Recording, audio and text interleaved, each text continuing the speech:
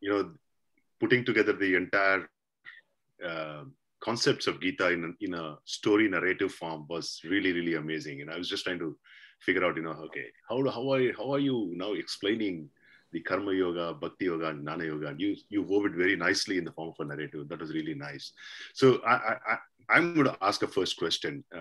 The question is, so does it mean that the scientific world is seeing this entirely on the right side and looking at only the right side and not the left side? Or is there a way that the science is ignoring the left side of your wheel? So yes, the science only looks at Gunaha Guneshu Vartante, and hence Advaita has no conflict with them. They're trying to explain. The way I explain the creation, yeah, they may have some other explanation, and we can plug that in here, but that doesn't change the knower. No one looks at the knower.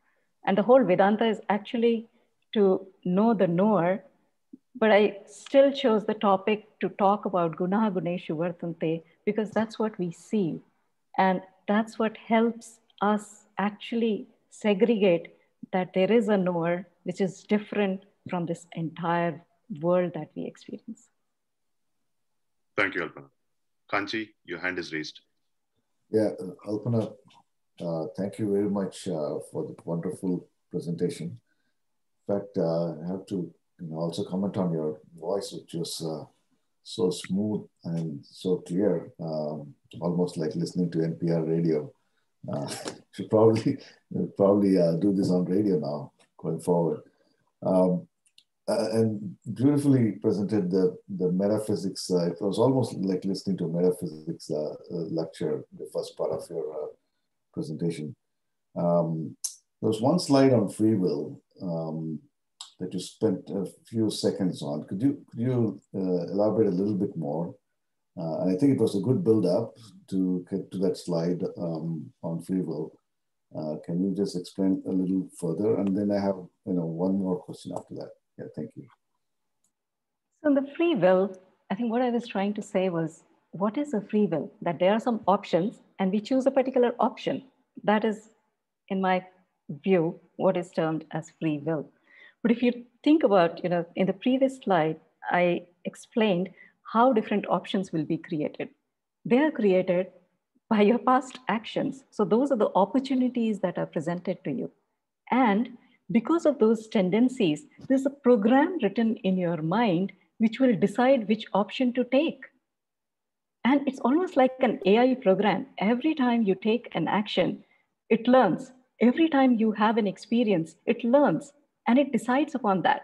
So all the decisions are happening between the mind and the intellect. Mind is presenting the options and intellect chooses one based upon the guna it is in at that particular point in time. And the second one is based upon the tendencies. So if you look at the body is literally a slave to the mind and intellect because it just relies on mind and intellect to make the choices. And that's what I was trying to show, that as a knower, you're just seeing it. And there's a body which is there. And all these, yes, the mind is making choices, but it is not making independent choices. It is based upon the conditioning, etc., etc. And I think that's what I was trying to say. So, and hence I said that there's no absolute free will. Can I ask a follow-up to that? Wonderful presentation, by the way. The follow-up is, so if using the same argument, which you are saying that our past conditioning leads to the decisions we make in the present, right? And by the same argument, the future decisions we make will be based on what we do today, right? So in other words, the future free will can be influenced by what we do today. Correct. So in that sense, we have a free will to change that today. So I think, and that's where I was trying to say that even those choices, yes. So mind, it wants to get, okay, I don't like confrontations. I want peace of mind. So I'm talking about from the mind perspective, right? And it starts reading scriptures. Yes, it will try to be, and that's what I was trying to explain in, I think, what's the purpose of life? So yes, the mind may want to be in sattvic because it doesn't want confrontations. And then rajas also, it will make more sattvic. So you do sattvic activities. And that's where I was saying that you can use tamas to do, I gave an example where you become unaware of others' faults. So you can use all the three gunas. Yes, the mind can use to, but the point I was trying to make, all of this is one, it is an interplay of gunas, and the gunas are not constant. So even if you attain that state, what stops rajas for coming back in? What stops tamas to be back in? And we'll be back in the same mess. Yeah. Yeah, and this concept has helped me actually, and it'll help others. The decisions we've taken in the past, right? A lot of people go through regrets and whatnot, but the decisions you took in the past was based on the gunas of at that time, and it seemed to be the right thing at that time, right? But you are not that today. Things have changed. The gunas have changed and the composition has completely changed.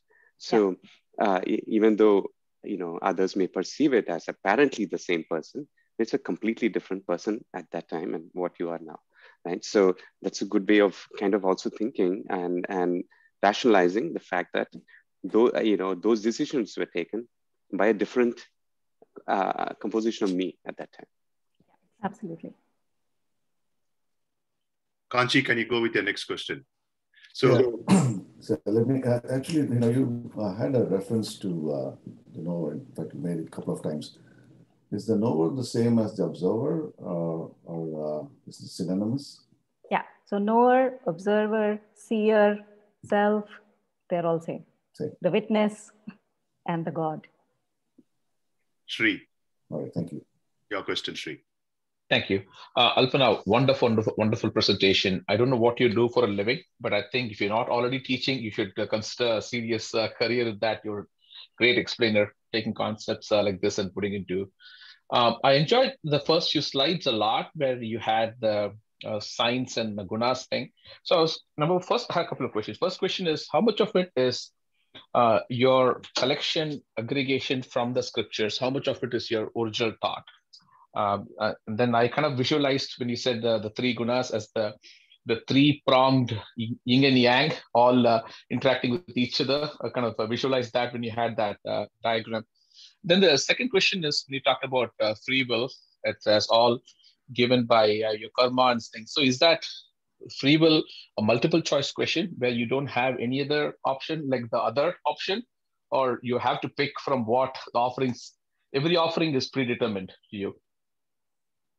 Okay, so let me go with the second question because I've forgotten the first question, so I'll ask you to give a hint again. The second question is about the free will.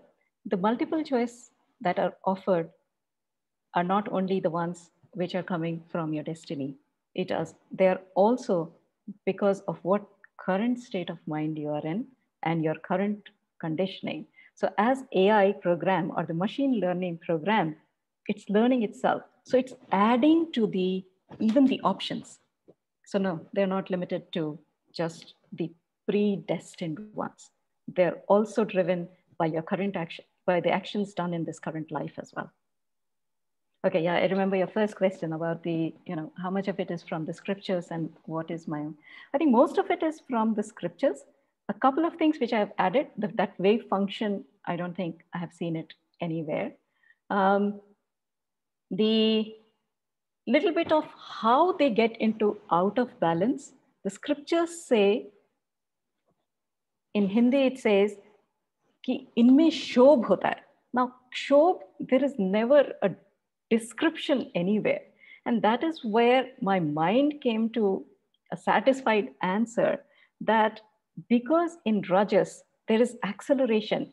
And even then that after being in equilibrium, the Rajas is constantly trying to do something. At some point in time, it gets that breakthrough and it overpowers the sattva and tamas, which are not doing much. And it creates that ripple. Because from the scripture, it's ripple onward. But how that ripple is created is probably, I tried to just mull over it. And I thought this tries to explain how it might have happened. Thank you, Alpana. Sonali, it's your turn now. Unmute yourself, please.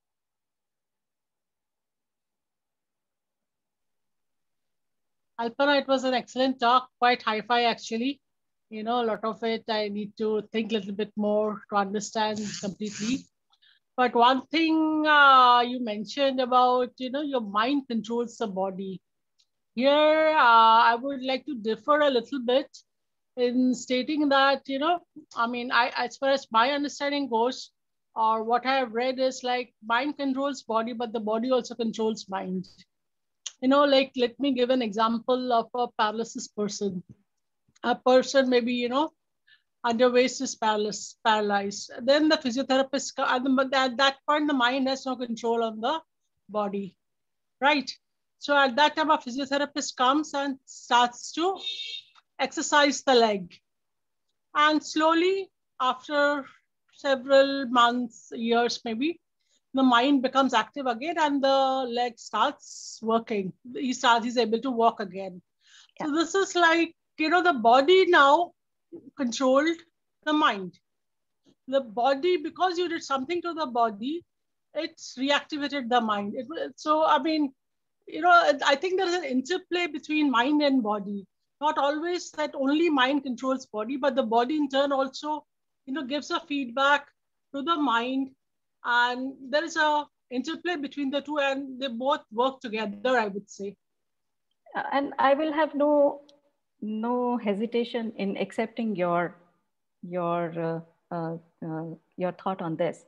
I think where I was referring to body being slave of mind is in terms of making the decisions in the free will context, that we can almost say that if I have to say something, then I would say that body is a slave to mind and intellect because they are making decision on behalf of the body. I think that's what I was referring. But what you're saying, absolutely. They are all interconnected, but in my view, they're all interplay of gunas, right?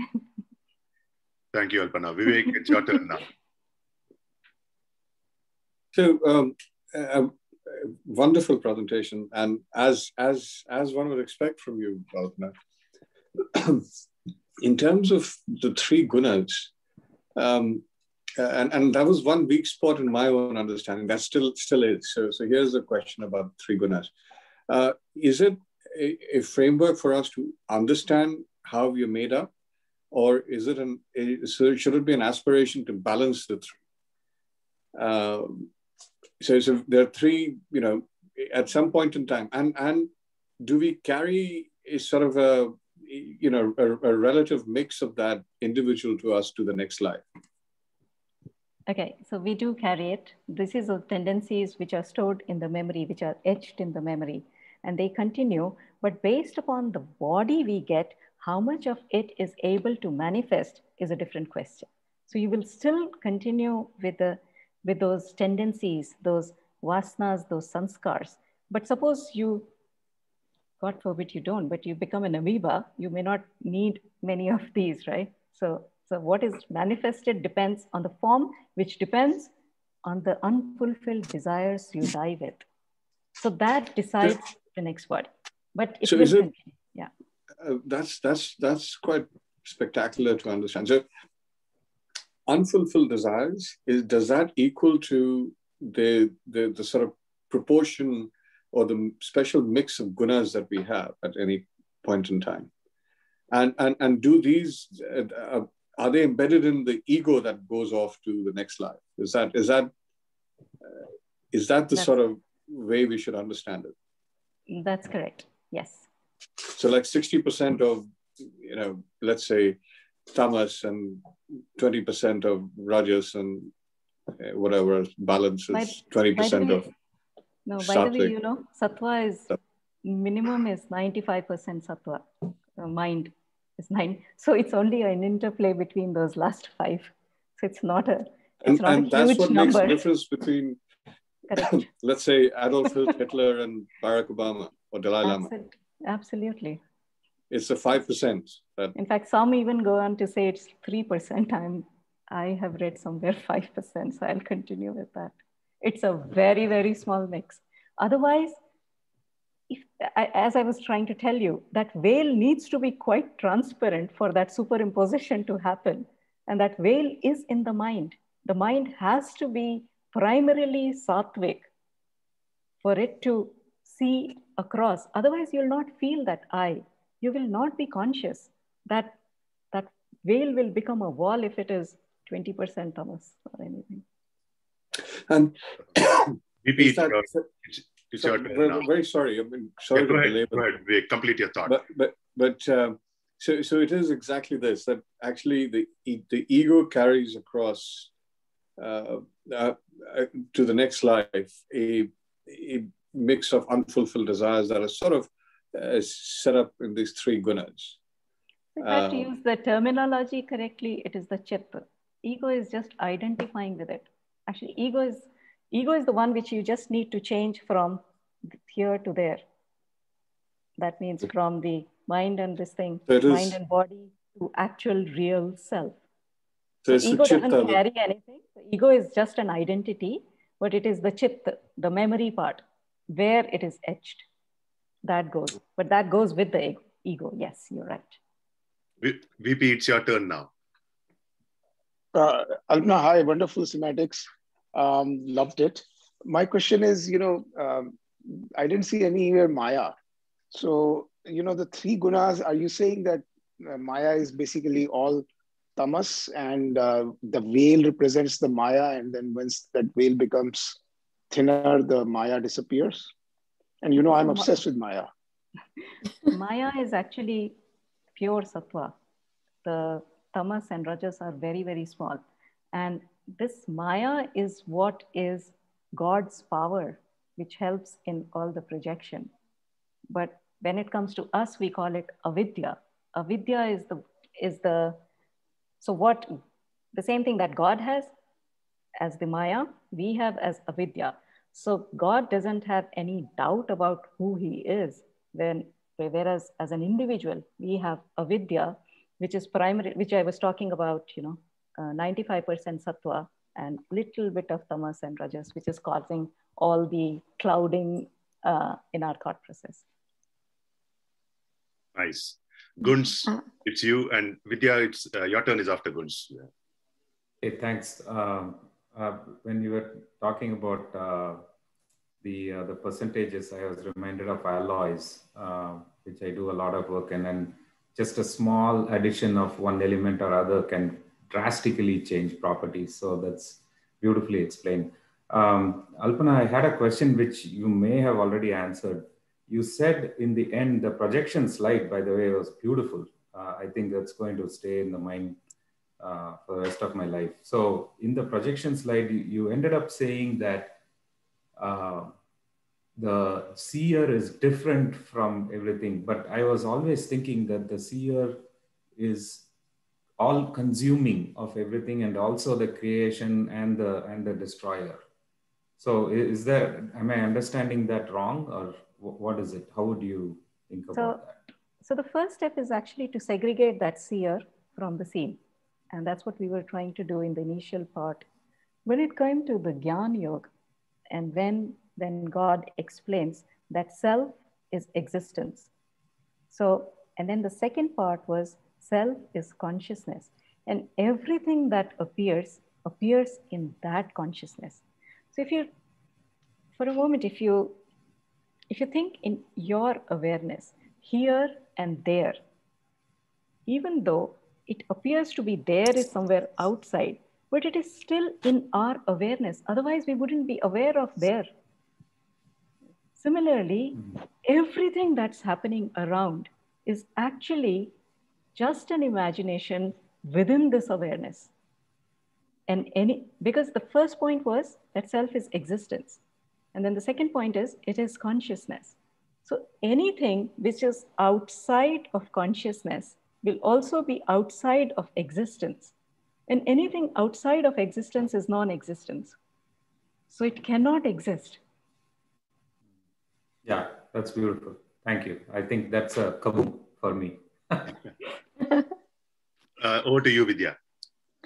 Hi, Alpana. Beautiful presentation. And I just wanted to mention, how I saw you as a child, even while playing Pittu, and your mother calling you bubbly chai, doodh pi ke jana, and the sincerity even to your mom, just drinking that milk and coming and playing Pittu with me you are the same. You have not changed. The question I had is that I'm still trying to find out, like, what is for me in this life to accomplish? And I don't find the answer even. So is it okay to not find the answer, or do I have to go quest for finding an answer? Why, what else can I do in this world for, what do I do? So this question keeps coming and I have no answer. So I thought I'll probably ask. So there are a couple of ways to look at this question. I think it's pretty deep and I don't think I'm equipped to answer it, but I'll give my thoughts on it. Yeah. The first one is, if you're established on the right side of my presentation where it was, the gunas are playing in themselves. Mm-hmm. So the purpose of life could be just you want peace of mind. Now, peace of mind can come by various options, by selflessly working for, or trying to reduce your rajas, that is through meditating, or trying to reduce your tamas, which is not just selflessly working, but also not thinking that I am the doer. I think Rajesh had mentioned on the chat, nimitta matren savya sachen. So you are just an instrument which is doing the work. And then whatever comes, whatever best you can do, I think that becomes the purpose of life. If we look at just from the gunas, guneshu vartante, actually the purpose of life is to fulfill those unfulfilled desires. And that the body and mind will take care of it, because that is what is going to appease all those pap and punyas that have been picked up for this particular birth. So that's the second way of looking at it. The third way is, like, Arjun was in the middle of the war, and then he realized what suffering and pain will come after this war, right? If you are in that situation, you tend to look for that answer. The other thing is, anything we know, it cannot be a new thing. We have to be knowing it. Whatever we want, we have to know that it is possible. So when we are in the middle of suffering, there is a belief that there'll be an end to it. And that belief comes from the fact that the suffering is not real. And the suffering is not in actual me. And that's where you get gravitated towards these scriptures. And hence, Krishna first starts by telling the difference between the self and non-self. The moment this is told, I think the rest of the karma yoga, bhakti yoga, jnana yoga becomes slightly easier to do. And that is where then you can say, okay, I actually want to know that self. And that intensity has to increase, which comes from that Shravan, Manan, and Nididhyasan. So yes, karma yoga and all does play a little bit role for you to have that intense desire to know that self, but nothing more than that. Once that desire is there, you will know it. Beautifully said, Alpana. Beautifully said. In fact, that kind of summarizes quite a lot of the concepts that we've been reading and all that, right? People do have this question. Spirituality means, what does it mean? If somebody says, it's to know who you truly are, that sounds vague. How does it work? In real life, it really doesn't work. But the point is exactly that. The point is we'd have to go through multiple stages for a person at one particular stage, maybe not knowing who I am truly, it may not all be applicable. It may not be relevant. And you put it nicely in a gradation. Go achieve the desires and get away from tamasic to rajasic to sattvic, and sattvic then onto this thing. Thank you very much for that.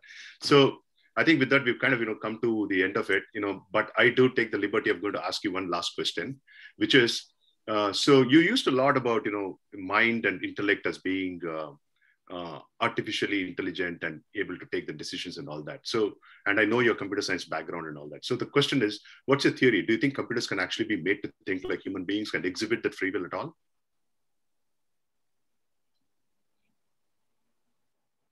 They are doing exactly the free will that the mind and intellect is doing. So, in fact, my answer is, it's exactly the same. As long as you can open that knot, which has superimposed between the mind and body and your real self. A Jivan Mukta is nothing but a walking AI learning machine. Okay, that's nice. So actually, I want to add one more thing, based on what Vidya asked. So you don't have to really think about what to do. What should I be doing? Because, like what Alpana said, it's like flowing water. So there may be multiple choice presented even for the water, but eventually it ends up one place, end of the day. And so the choice there, and sometimes is choice of least resistance, and it's mostly spontaneous. And even spontaneous, the choice that you make is probably already, made for you because of some of the choices that you made in the past.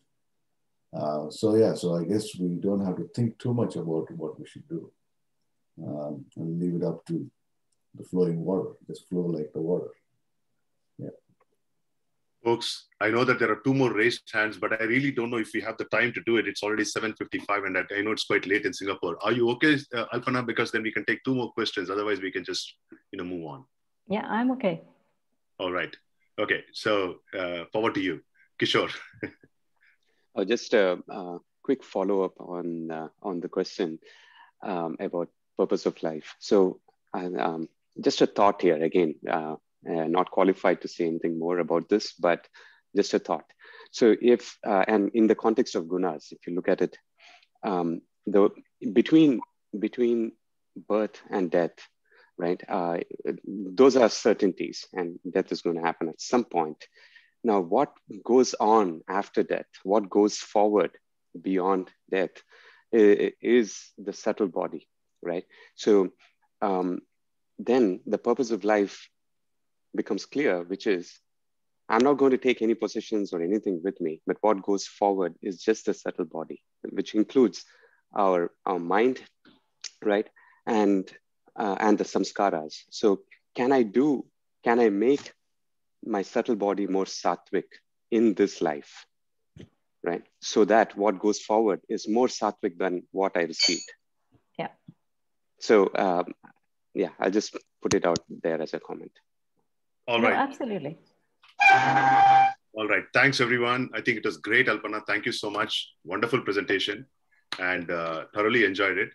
So before we say our Shanti Mantra and close for today. Actually, can I just share? My computer is no more frozen. Can I try if I Go can? ahead. Oh, no, Go ahead. I think it is still frozen. I don't know what has happened to that. Not that it is very important, but oh no, it is. It's still loud, so it doesn't matter. Yeah. Okay. So if Alpana, if you can take off the screen. Oh, sorry. Okay. Yeah. So before we go off and